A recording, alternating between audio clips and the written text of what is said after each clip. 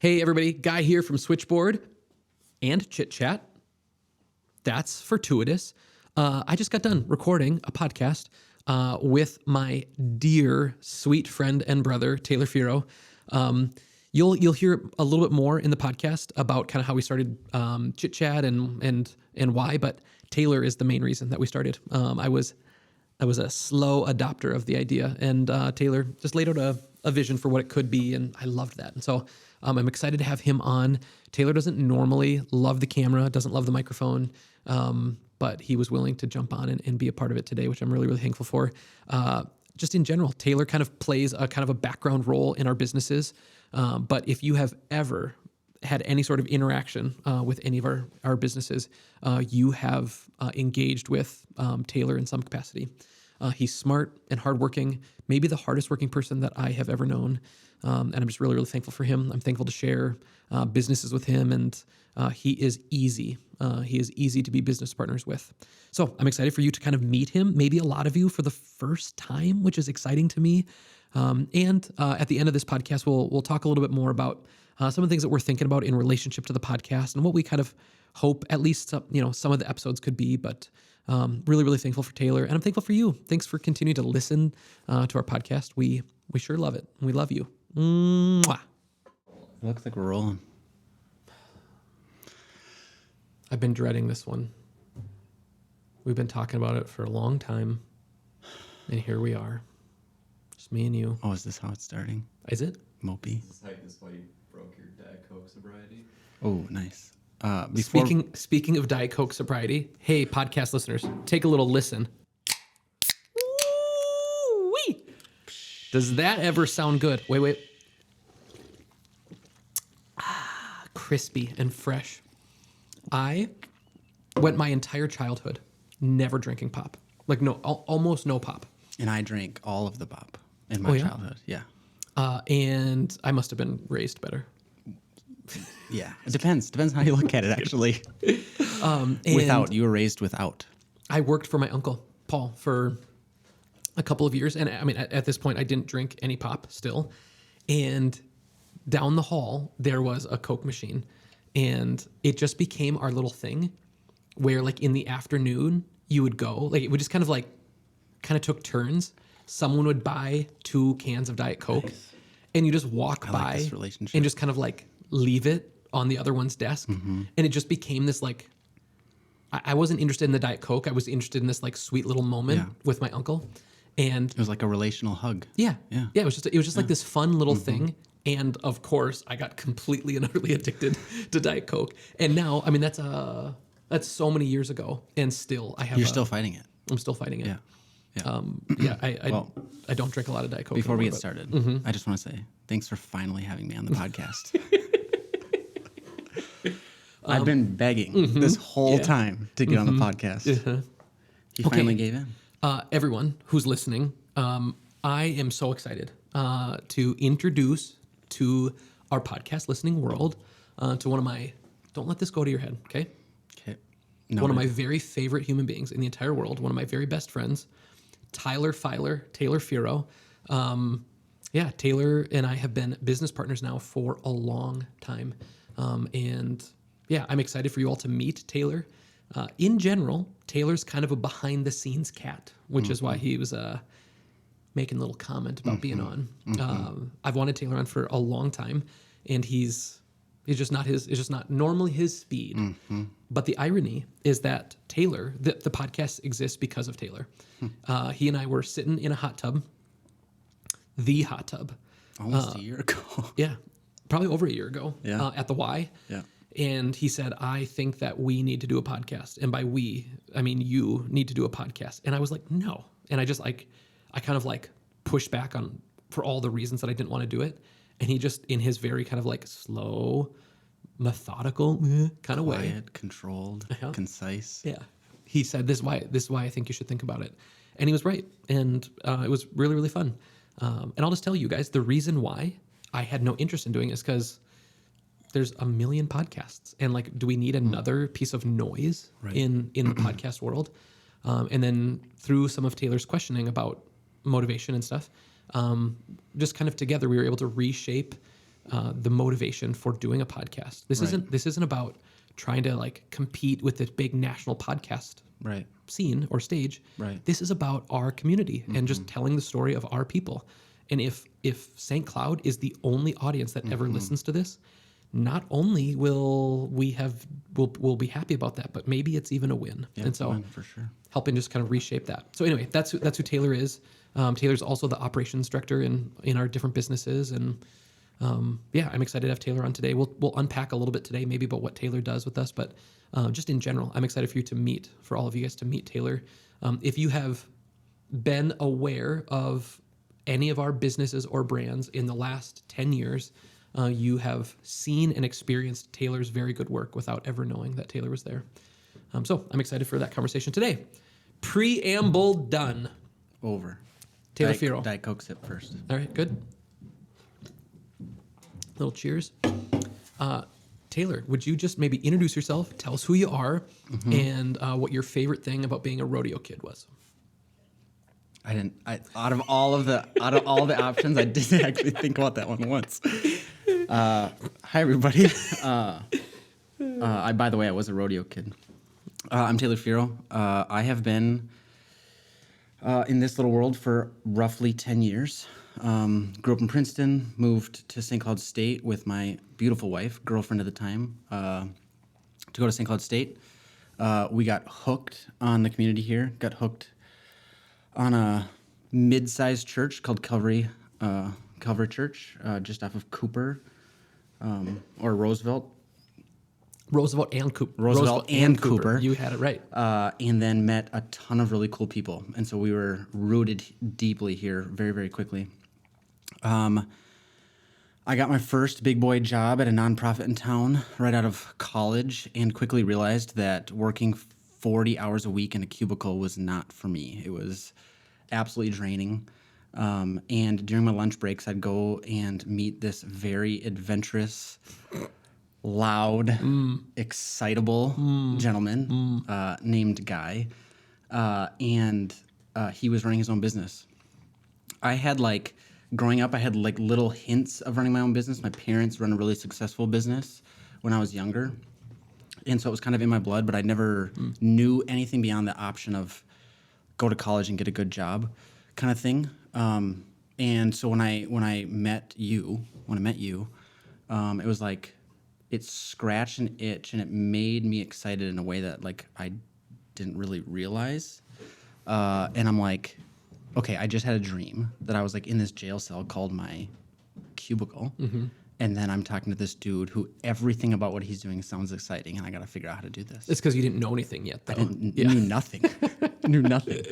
Everything's shinier from the outside. So much shinier. Boy, what a mistake. Yeah, what a mistake. It's good. So I mean, I guess I could jump into our story from there. Here's the deal. I just knew I wanted to have you on. Yeah. And where it goes, Yeah. I am kind of okay with. What else? Here's the deal. I'm the brief one in this relationship, so I'm gonna have to work really, really hard to like expand a little bit. So if it cuts too short, you should just like, could you explain a little bit more, please? Sure. Yeah. Anyways, so that's a little bit about my story, how I ended up in St. Cloud. I met Guy. I'm like, this whole working in a cubicle thing for the rest of my life is not going to cut it. How do I run my own business? I knew nothing about how to run my own business, and from my perspective, you knew everything. Oh yeah. Everything. Oh yeah. And so how can I figure out how to make time in my schedule to hang out with you as much as possible? Like that was my sole goal. At the time, I did have a kid on the way. And I was married with bills to pay. We had just moved into a larger, more extravagant apartment because that's what you do. As soon as you make more money, One bedroom plus a den. Yeah, exactly. I think it was $535 a month. It might as well have been $1 million. Which, for you kids today, I'm sorry that your starter apartment is $1,200. Yeah. But $535 back then was a lot. Anyways, I wanted to figure out how to learn as much as I could from you. And so I'd hang out with all my lunches. I hung out with you. Well, a lot of them. Anyways, when I got done with stuff, I'd hang out with you. And then one day I was like, how do I spend my whole day with you? And let's figure that out. So It was less romantic than that. Yeah, it felt as romantic as I said it. So it was so dreamy. And we did the math on what was our first conference room table at Cooper of how do I just replace my income at night. I had recently been working in the service industry as a server at a restaurant in town, and I was like, if I just work doubles on Fridays and then just work evenings during the week, I could make exactly what I'm making right now. And then I'll just come work with you guys during the day and just follow you around. So that's how we got started. Let me just provide a little bit of kind of context to that. Yeah. So Taylor wanted to hang out and learn how to be an entrepreneur. And actually, hold on. I want to get there. Did we miss a detail? We missed one, and I think it's one of my favorite little pieces. Is at the beginning there was no thought of you coming to work here in our stuff, Right. and I say our stuff because Taylor now owns The hot dog cart. Yeah, Taylor owns a chunk of all of this with Ryan and I. The three of us are business partners in all of our little endeavors. But they were just the thought was, how do we get Taylor into his own business? And we had this idea for a hot dog cart, and it wasn't because like the goal was, let's get Taylor into a hot dog cart. It just was it was kind of a fertile ground to explore the idea of entrepreneurship. Yeah. And so I had already, at this point, I'd already started a couple of different businesses, a few businesses at this point. And so I had a better head start than he did. And we just would have lots of conversations about what it was like or about starting a business. And then subsequently, we just practiced on, there was no initial thought of like, oh, this is actually going to be a business. But one day I gave Taylor homework over the weekend. And I said on Monday, and it was kind of a test. He didn't know. I said on Monday, I need we're going to talk about these things. And you need to know more than I do by the time Monday rolls around. And the thing is, I kind of had a head start, not about hot dog carts, but just I kind of knew this specific information. I knew where to find it. Yeah. I knew where to go. I knew how to think about it, how to look at it, and Taylor didn't. And it was just kind of a test. Like if he's going to kind of like hang out here, like I want him to actually be like working towards something. Again, my time wasn't like ultimate then, not that it is now, but even then, like I didn't have tons of time to kind of throw around. And so it's like, is he really serious about this? And so I kind of had this like little test of like, if he's not actually going to work on this thing, then I don't really want him here because he's just floundering and just doesn't know what he wants or whatever. And he came back on Monday and he knew so much more than I did. Again, which in general isn't a big thing. Like Taylor knows about so many things. He knows so much more than I do. But in this regard, it was surprising and really, really exciting. And we actually walked the hot dog cart out far enough that Taylor bought one. Taylor bought a hot dog cart because it was a good idea, and we had worked out the kinks enough. But then this other thing kind of started to grow of like, what would it be like to have Taylor actually come and work here? And Taylor's story is one of my very favorite stories in relationship to small business, because in every once in a while I speak to like college, like college classes and high schoolers and stuff about kind of entrepreneurship and running a business. One of my very favorite things. I'm super honored whenever I get asked to do stuff like that because I love encouraging people to, if you want to jump, you should jump. If you have no interest in jumping, you shouldn't do it. Like stay working for somebody and get a consistent paycheck.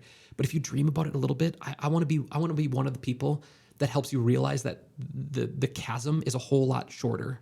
This thing that you're afraid to jump over, it's a lot shorter than you think it is. So I'm often doing a lot of that pushing. But with Taylor, he did something that is available to every single person. And so when I'm communicating to young people that are thinking about, do I want to run my own business someday? What Taylor did, I think anybody can do.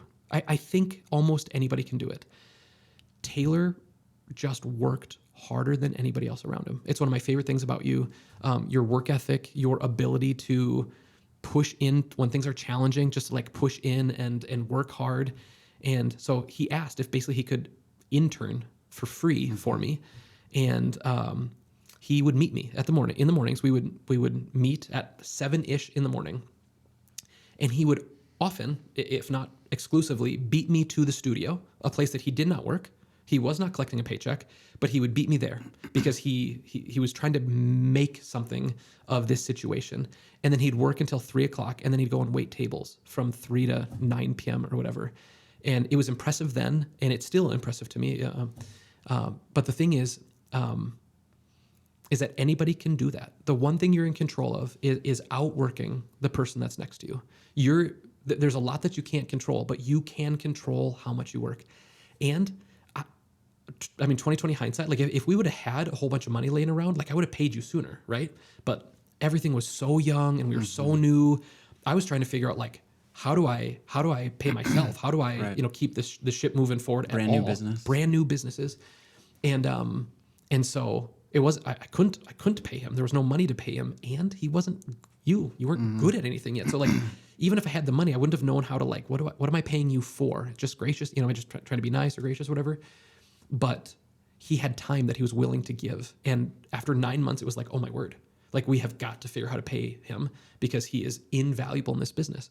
And then, I mean, now a decade later, we own all of this stuff together. And Taylor is an entrepreneur. He is a business owner. He came into it in a different kind of way. So to people that are like interested in starting a business, if the idea of taking a risk and going and getting a loan and putting your house up as collateral and having an idea to start something, like if any of those kind of like initial hurdles feel scary to you, there's another way to get in. Like you can get in the way that Taylor did, and that's just work your tail off and become invaluable. And so I think a lot of times the founder story of like the guy that started it, that's the thing that people talk about more, but it's not what you did. And I think I almost said as cool. I think it's cooler. Anyway, so if you're listening and you want to start a business, just know there are different ways that you can start a business. And truthfully, Taylor and I we have not talked about what this podcast was going to be. I just knew that I wanted him on, and I didn't exactly know where it'd go. But I'm excited also to maybe talk a little bit. Can we talk about just kind of your role as like an operations person? Yeah. So we run Switchboard, which is a full service ad agency. And in Taylor's own words, he's not creative, like traditionally creative. Right. I'm not an artist. Yeah. And I had no idea.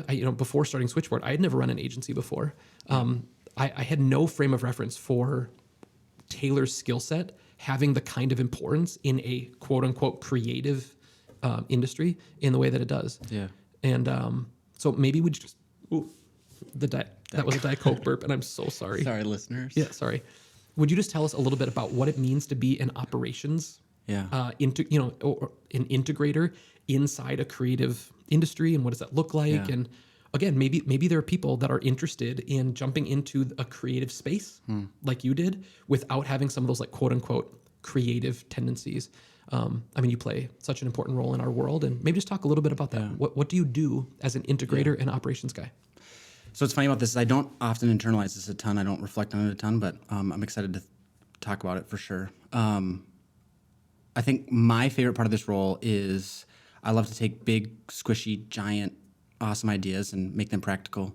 I often start to see patterns in how each person works and how I can make them work efficiently. I love taking tools and systems and plugging each one of your guys' skill sets into them and making a product out of it. I think one of the most like romantic and enjoyable things about art is telling story. And what's so important about story is sometimes structure, the structure of that story, like how it's laid out. And you can create a really beautiful thing, but if there's no structure and storyline, it's confusing and chaotic. And I love working alongside creatives and taking their big squishy ideas and making a storyline. Yeah. So as far as the client goes, sitting down, listening to their dreams and aspirations, their goals, some are financial, some like with legacy and growth and serving their community. And then I love implementing tools. What tools, both from our side, right? So photo, video, branding, website, and also like applications and systems and how do we accomplish those goals. So that's for the client side. For our side, It's really quite similar. We have goals, aspirations. We both want to serve our community, and we want to grow these businesses to be at least bigger than they are today. And how do we take those big, giant goals and get better every single day with tools and systems and structures?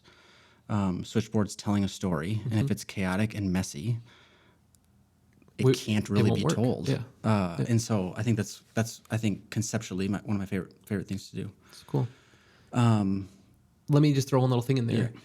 Earlier when I was talking about you being like non-traditionally creative, I if you're just listening, even like I put quotes on traditionally creative. Because I think one of my favorite things about watching you and your unique skill set is that every single business, it doesn't matter how big you are or small you are or how many people you have or what your, annual income is or any of that stuff. You have to creatively solve problems every single day. And you are one of the very best creative problem solvers I have ever met or ever seen. Your ability to think about solving issues inside of our own business and the way that you do it for other people is awesome. I love selling with you, like sitting alongside you and dreaming with clients about how can they like solve the problem in whatever problem they're trying to solve.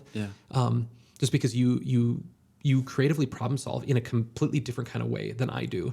And so sitting next to you as we do that is so fun. I'm thinking about big picture story stuff and you're asking, sometimes I see you ask these questions that are like almost like nit and gritty kind of stuff. They're like down into the weeds, but they help uncover some actual pain points that are driving some of the reasons that they actually called us in the first place. And so I love seeing how you get to actually serve our people and our clients by helping do some of that stuff that maybe you don't normally think of in a sales kind of discovery meeting for creative. So at the end of the day, they're a business owner just like I am. That's right. And so when we're sitting across them, it's like, what would I want? I'm running a business. I have a problem. How would I fix that? They have that problem, and it's like, well, they need to pay paychecks in 2 weeks. So how do we get them to a point where they can pay paychecks 2 weeks? Or they want to be at X amount of size and revenue or growth in the next year. I want that. A similar thing, our version of that goal. And so what would I do for us? And it's a lot of fun. It's cool. What's one of the hardest parts about having your particular skill set and kind of bentedness and working alongside creatives every day? What's the hardest part? That there's not more of you. That's not more of you. I'm like, I think my default is like, how do we grow more tomorrow? Sure. And a lot of times the creative process, it's like, it's not linear. It's back and forth and up and down. And one project can take an hour and the next project takes 5. And so I think, why? Nobody knows. Nobody knows. It's magic, actually. And here's the deal. I don't understand that process, because a lot of what I deal with is numbers, and it's not factual as in like creative. It's quantifiable, measurable, and to me understandable, right? But creatives also understand why one thing takes 1 hour, and 1 hour, and the other thing takes 3 hours. So more of you. I do find it like I love when Ryan gets to the end of a project. And he gets the satisfaction of like wowing a client or like seeing like when they see it and they see their dreams on a piece of paper or digitally or on a billboard. That's something that like is super fun to watch, and like his fingerprints are all over that. And that's super fun. For years, Taylor has asked, not for permission, but like, hey, when can we need a coach? I need a coach. And if you don't know anything about like business coaching, the good ones are expensive for a reason. It's not something that's just like, oh yeah, let's just throw in a coach into our payroll and all that stuff. And so, for some years, Taylor had been talking about and mentioning how it'd be really, really nice. And then we got introduced to EOS and had an opportunity to jump in and get coaching, business coaching. So if you don't know about EOS, you should look into it. EOS stands for Entrepreneurial Operating System. It's basically like a skeleton that you get to like build, that you get to build your business kind of on top of and around, and it provides support and structure. And anyway, so in the last almost 2 years we've been implementing that. But so anyway, that's just little backstory or preamble on that. What is the thing that you have for a guy that needs structure and well, I mean, for a guy that builds structure in businesses and organizations, our own and other people's, what has it been like for you to kind of have the stability of a coach, the stability of the EOS system to kind of, provide some toothiness or some bite to our stuff? Yeah, for sure. I want to back up a teeny bit on why we got a coach. All right. And yeah, so I think one of the funnest parts of this whole journey is that we're both learning together. Actually, all three of us are learning together on how to run a business, and so we serve a ton of clients on how to grow their business in creative marketing ways. But truth of the matter is like we're also running a business, and we've never done the 9th year before, and then we've never done the 10th year, and we've never done the 15th year, and so I bet you it was 4 years ago. It was like we hit some kind of ceiling. We were really good at what we knew, and again, just because we didn't know what we didn't know. We didn't know what we didn't know, and like because I'm just wired for growth, right? I bet you there are a few creatives on our team that if it was just a 3-man shop, they would be content forever. Sure. And hopefully we keep that like smaller culture forever. But how I'm wired is like, how do we get this thing bigger and better? How do we serve more clients? How do we tell more stories? Essentially, and it was like we hit the ceiling of 4 years ago. It was like, I don't know how to take that next step. We hit some sort of ceiling. And so we had taken some online courses, and it felt like we still couldn't figure out like what was the next step. And we had attended a chamber where an local EOS coach basically laid out their services and how they could help us. And I texted you, I was like, dude, this is it. And then I went and talked with Mike Brower, who was at that chamber. Yeah. Just like, hey, have you ever heard of this EOS thing? He said, yeah, it sounds like the people love it, but it's like $1 bajillion a year.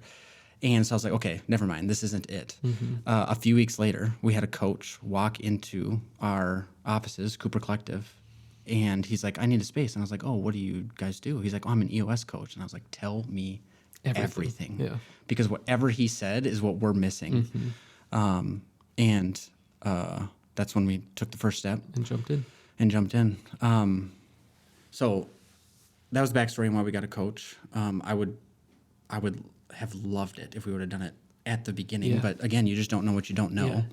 Do you think if you had a time machine, you would go back to us 8 years ago and say, take a mortgage out on your house, like do whatever you can? All of it. Yeah, I think so too. Yeah, I didn't have a mortgage back then, but if I did, I for sure would have.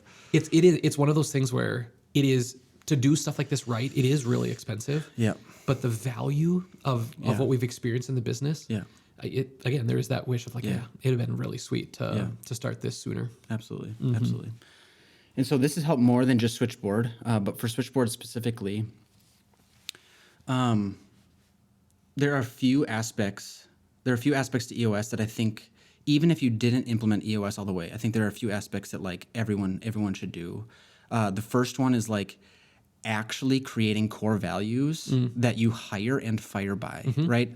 I bet you would talk to 80% of businesses and they have some form of mission statement and some form of core values, but none of them know what their mission statement is, and people can't even remember how many core values they have, right? It's not walked out. Like it's not walked out, right? Deep into the identity of the business. They probably do really good, incredible work over a week or a weekend, right? They go away, they spend a bunch of money on a hotel, and they do some really incredible work, but then it's not walked out practically in their business, which I know we're guilty of. Like I know we've done stuff like that. Of course. And then you get into the business of the day, and because it's not like integral to the process, it just like eventually just it doesn't feel integral to the process. Right. Yeah. Exactly, for sure. So that's one of the things. We have core values that we evaluate even ourselves by every single quarter. And you don't make the team unless you score well on those. And so from the beginning, we have an incredible. And you don't get to stay on the team. Like if you're a culture fit at the beginning and then something changes and you are no longer a culture fit, there are good standards. Yep. There are good standards that help hold the team accountable and the ownership accountable too. Yeah, more importantly, the ownership for sure. The other thing is the accountability chart, especially as a small business and business owners, like you'll be the first ones to amen this, is like we're wearing so many different hats. And if you don't have an understanding of what hats you're wearing and what percentage of your week is filled with those hats, you don't know which one to hire next. Yeah. And so you're kind of just like juggling a bunch of balls and hoping that one of them doesn't drop. And so really clearly laying out who is on your team, what roles that they're playing, and what hats you yourself are wearing. And then from there, when you have the money and the finances to go hire your next person, Delegate and elevate. yeah, you know exactly who to either hire or promote. I think that's one of been the funnest things too about the accountability chart is we know like who's ready to take the next step and what step they move into. Yeah. We have some really incredible people on our team, and like I know exactly, like I think I know exactly where they're going next. Yeah. You know, as they grow, obviously they have a great say in where they're going, but like I hope they fulfill what I think like where their talents and where their talents lie. Yeah. So, and then I think everyone who jumps into EOS is blown away by the issues list. I don't think that there's a better tool. The issues list is so every single week we meet at the same time in the same place, and we go through the same pattern through the meeting, the same system, and in that meeting we go through what's called the issues list. So it's called IDS: identify, discuss, and solve. Throughout the week, oftentimes you'll have questions, concerns, problems, ideas, and our instinct, which isn't always bad, but our instinct is to go to that person that can solve the problem or can help you with the idea right away and interrupt them out of the flow of their week, which on a micro level seems productive. But over time, what you realize is that all those 5, 10, 15-minute little interruptions add up to be a ton of wasted time. Because it's not just the 5 minutes. It's how long it takes them to get back back re-engaged. Yeah, exactly. Super costly. And so with this issues list is as you're going through the week, you just add your thought, your idea, your issue, your communication problem, whatever it is, to this list. And then every single Monday, you have this catalog list of all the things that in the moment seemed important and maybe still are, but you had a week to process them. And then as you go through the list, you get to organize them. What was the most important? Okay, that goes to the top. What did we actually solve without needing to even have a conversation? Well, that can just go away. And what we realized is we have it's 90 minutes, a 90-minute meeting. We solve hours and hours and hours every single week worth of problems and have solutions in that 90-minute meeting, where in the past, I mean, it would take up, we'd have like emergency lunches. We're like, we're getting together right now. We're going to solve it. Yeah, we're going to solve this exact problem now. Come to find out, maybe that wasn't as big of an issue because it worked itself out before we got to Monday, or because we're all focused and ready to go during that 90-minute meeting to solve that problem didn't take a whole lunch. It took 10 minutes, and then we got to move on to the next problem. So, and one thing about the name of issues list, like issues aren't problems. Yeah. You know, like they're just things that need to be addressed. Yeah. In a business. And they're not attached to people. That's right. They're not personal. Yep. It's like, this is an issue. We got to solve it together. Yeah. Hypothetically, if you're listening to this and you have interest in implementing EOS, we're not EOS coaches. There's nothing for us to sell you. There's We'll nothing. make $0. We'll make absolutely nothing. But we have been benefited and helped enough by EOS. You should reach out and just, have a conversation.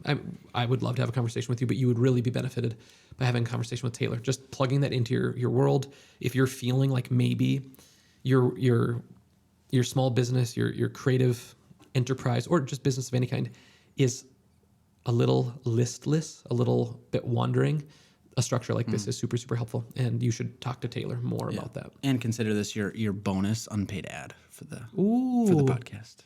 He's a listener. Long-time follower, first-time listener. That's good. So anyway, EOS, big recommendation here. You should jump in and give it a shot.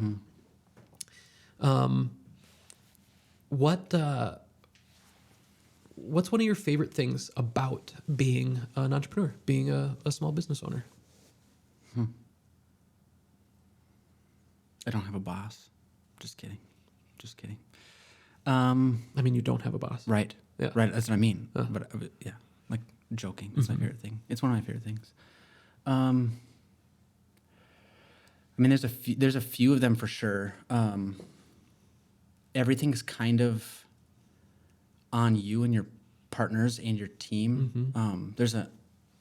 When there's weight and ownership to a decision, it's scary. But the like satisfaction of like, whether it's by yourself or a team, because we, like you and I both know, we don't move very far without our team. We don't move anywhere. Right. Yeah. There's something about when you successfully get through a challenge like that, that's hard and weighty, that's more satisfying than when you're one person of 200 in a big organization, and you don't have to carry that weight. You get to go home and shut those things off, which I think we actually do a pretty good job of anyways, but I love the weight of those decisions and working through them. So that's one thing. What's another thing about being an entrepreneur? Can I say something? Just like tag on to something you just said. Yeah. One of, as a small business owner, one of your main goals is that you're trying to take labor and effort by yourself and your team, and you're trying to make more out of that labor than you put into it. Right. And if you can't do that, or you're unable to do that, then the business won't last long, and you shouldn't probably jump into it. So it's about maximizing something. Right. And some bosses, their goal to maximize their people, to get the most out of a person or an FTE, a full-time employee, is to just like kind of milk them dry. Just like get absolutely everything that you can out by overworking people. And we work in the creative industry, and there are seasons when our team has to work hard and whatever, but I think it's so short-sighted, which is our industry is brutal, especially I think in the metro. I think that the culture around what work looks like at an agency in the cities can be really, really hard sometimes. But I think it's so short-sighted, because if you burn someone out and you only have them for 6 months or 12 months or 18 months, you're not actually getting the most out of them, right? This main job of a business owner, how do we maximize work? I think you don't get that thing. And the way that we have tried to do it is if you can help people order appropriately where their work falls. So if your faith is important to you, that should be number one. And then your family and your friends, these kinds of things in your life and in your world, if you should, and hear this, wherever you're working, you should think about these things first. You should work on having an ordered and whole life in those regards first. And then at some point down the list, your work comes. And what I want, and I know what you want too, is I want to appropriately order for myself, and I want our people to do that too, appropriately order work in that hierarchy. And then inside that appropriately ordered spot, I want you to give 100%. I don't want you to give 100% of who you are. I don't want you to give 100% of your energy or your efforts or your ingenuity. Like, I want you to give 100% of an appropriately ordered thing. So your family should come first. Your deep and your closest friends should come next, right? At some point in there. And then when you show up to work, I sure hope that you give it everything you got, and then you leave it here. When the door closes behind you, I hope you can figure out a way to like let that stay. Yeah, that touches a teeny bit on one of our core values, healthy discontentment. We want to be discontented in the fact that like we'd never want to settle and stay the same. Like we always want to be getting better. We put the healthy in front of that discontentment because oftentimes, especially in our industry, is it can never be good enough. And you keep going and going and going. And all of a sudden, like you are working all of the nights and you don't get home to be with your family and friends and all the other things that are way more important than, so... Yeah, you hit that right on. What's another thing that I really like being an entrepreneur?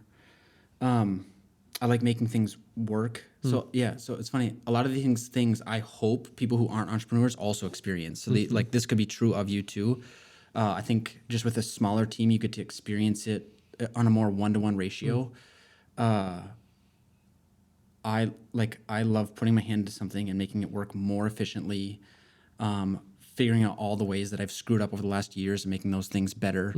I like seeing maybe like looking back 10 years and be like, holy cow, I didn't realize how like far we've made it. Yeah. And all the things we've overcome. So that's one of the other things. Building a team is the absolute best. Building a team is the absolute best. I love sitting in interviews, especially the ones that go really well. And like, I get excited of like, oh my word, this person Is a killer. Is an absolute killer. Yeah. How do I like open opportunities for them to become like the best version of whatever this thing is that I'm feeling or seeing or like they're talking about? And I think that's, building a team is probably way up there. Yeah. Yeah, way up there. I have an idea. Okay. Would you pick one person on our team, Okay. say their name, Yep. and what's one of your favorite things about them? Okay. Eleanor. She's going to replace me one day. Yeah. Yeah. One of my favorite things about her is she's going to replace me in one of the businesses. My role, I guess, like my official EOS role is integrator. She is better at so many things than I am. And I can't wait for her to continue to grow in that and take over my role. Yeah. It's cool. Yeah. I'm going to say Josh. One of my favorite things about Josh is that he thinks really deeply about how to solve a problem. And the insight that he brings is it's so different. I mean, Josh and I do similar kinds of things, but I have my perspective. You know, I'm in full possession of my perspective. And Josh brings a completely unique perspective to things and then works really hard to bring those things to fruition. It's fun to watch you two because you have similar, you work in this from an operations perspective, not a creative perspective. You work in similar veins. Yeah. Photo and video. You also run a ton of the video shoots. You guys your guys' creative process often ends similarly, right? You guys are a really good team. You work hand in hand. Your products often look and feel like both of you, but your way to getting there is so different. Yeah. It's so different. It's really fun to watch. Okay, your turn. Oh, we're doing another one. Awesome. Let's I had just no stay- idea. We're holding on for dear life. Going for a ride. Let's leave Caleb till the end. Okay. Okay. Next one. I want to go with it maybe not fair. He's our business partner, but he's on our team. Ryan. Unless you want Ryan. No.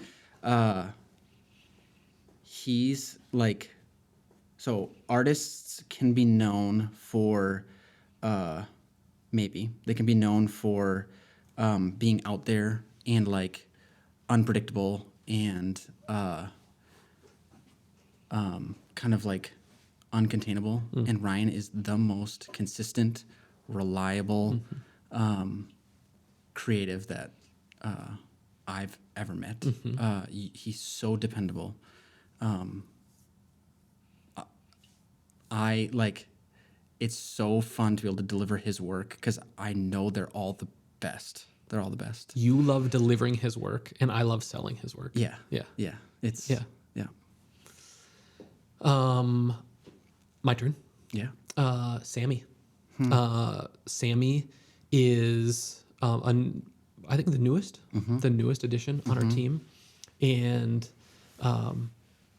Sammy's ability to look at social media and to understand and know what to do and when to do it, and for a guy who struggles maybe thinking about some social media stuff, to make that feel accessible and tangible is really, really cool. So like from a work perspective, and she's also just so stinking nice. She's just a lovely human being to have on a team. For sure. Cassie. She is partnered with a few people that want to keep growing and growing and growing. And we couldn't do it without her fiscally conservative, fiscally responsible personality. And Hold on to that budget. And she wields it in like such a strong but like gracious way. Like I'm not budging, but like I actually like I love where you're coming from, but I'm not budging. Yeah. Like I love your perspective, but like we can't do this right now. Yeah. It's cool. Caleb. Yeah, there we go. Caleb, one of my very favorite things about Caleb, you know how the Grinch Okay. has this like tiny little heart? Okay. And then it takes like this big colossal thing to happen Yeah. for his heart to grow like so large that it breaks out of the frame. Okay. I think one of my favorite things about Caleb is that his heart came already busted outside of that frame. Okay. So like it didn't start small and Yeah. then got it. Yeah. It's already there. It's already there. Yeah. He's just Yeah. the way He's already saved Christmas. he's already saved Christmas. Well done, Caleb. You've saved Christmas. The Who's and Switchboard, thank you. No, it's just he has a big heart and lots of compassion. He holds himself to a really high standard, which is both good and sometimes bad.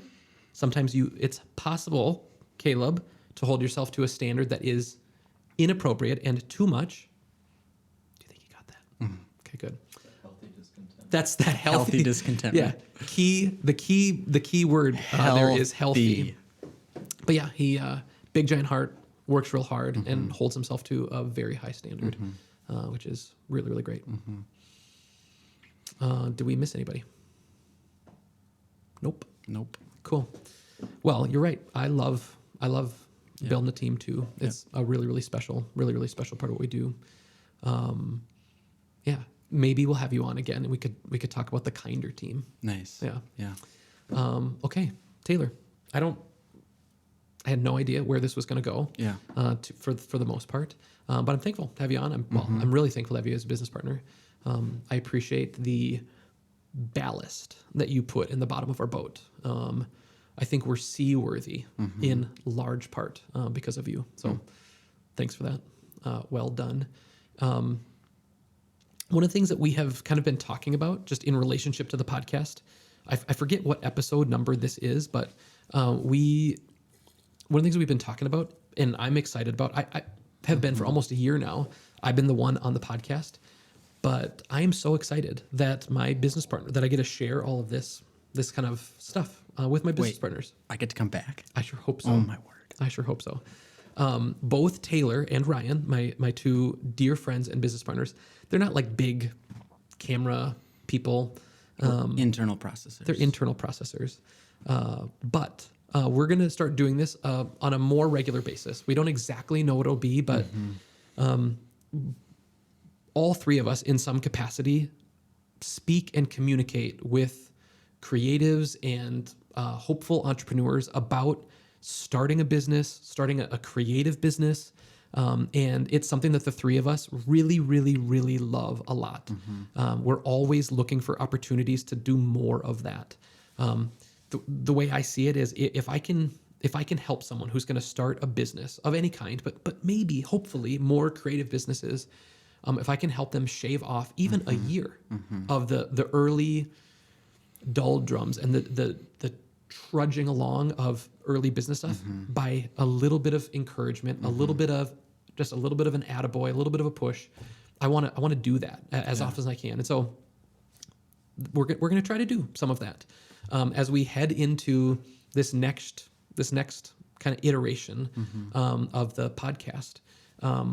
We want more of that, and so the three of us, Ryan, Taylor, and I, are going to do just some of that communicating. We'll figure out what that looks like.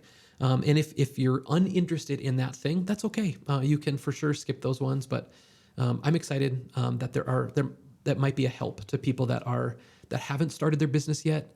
They go to bed at night and they're thinking about, how do I do that thing? This thing I've been dreaming about ever since I was a kid. Or, if we can be of an encouragement to those people for starting an agency, for starting a hot dog cart, whatever those things are, we want to be a part of that thing here in central Minnesota. And so we're just going to do a little bit more of that. And so you'll get to meet Ryan here soon, which I'm really, really excited for all of you. He's way better than both of us. He's so much better than both of us. So much better than both of us. Anyway, so that's what we're thinking about. Excited that you guys continue to listen to the podcast seriously. It's an honor. Taylor, I'm thankful that you pushed me, encouraged me to kind of sit on this side of the table, and that you've been so instrumental in actually kind of getting it off the ground. Thanks for giving me way too much credit. Yeah, right. So anyway, that's it. How about, I mean, the unpaid ad? Oh, You I already have said one. it. No, I have Oh, another you got one. it? Yeah. Yeah. Ooh. Yeah. All right. What is it? Like I said, long time listener. Uh-huh. It's remote start.